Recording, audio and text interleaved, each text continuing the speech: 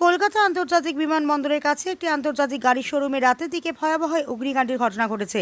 আগুনের তীব্রতা এতটাই বেশি ছিল যে প্রায় 30টি গাড়ি পুড়ে ছাই হয়ে যায়।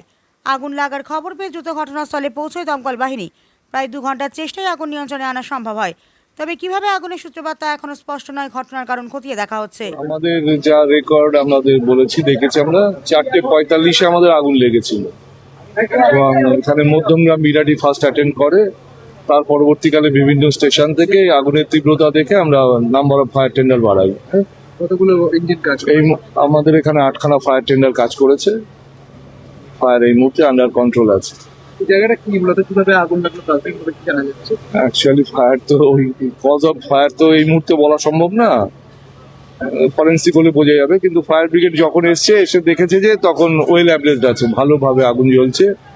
ফায়ার ব্রিগেড তার মতো করে যতটা সম্ভব, এখানে একটা সুবিধা হয়েছে আমাদের যে এক সাইডে খাল আছে আর এক সাইডে ওপেন স্পেস আছে পেছনেও, এর ফলে যে সারাউন্ডিং যে রিস্ক আছে সেই রিস্কটা তুলনামূলক কম ছিল।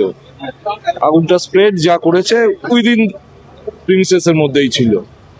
আমাদের ঢুকতে একটু অসুবিধা ছিল যেহেতু এন্ট্রি পয়েন্ট একটাই আছে, লেন্থটাও ভেতরটা বেশি আছে। আমাদের ফ্রন্টের থেকেই কাজ করতে হয়েছে, সাইডের থেকে আমরা একটু শেডের মতো আছে বলে জল দিতে অসুবিধা হয়েছে। কিন্তু এই মুহূর্তে আগুন আমাদের আন্ডার কন্ট্রোল আছে। ফায়ার সিস্টেম না, এখানে আমরা কিছু দেখতে পাই, সিস্টেম আমরা দেখতে পাইনি কিছু। এক্সটিংগুইশার কিছু ছিল?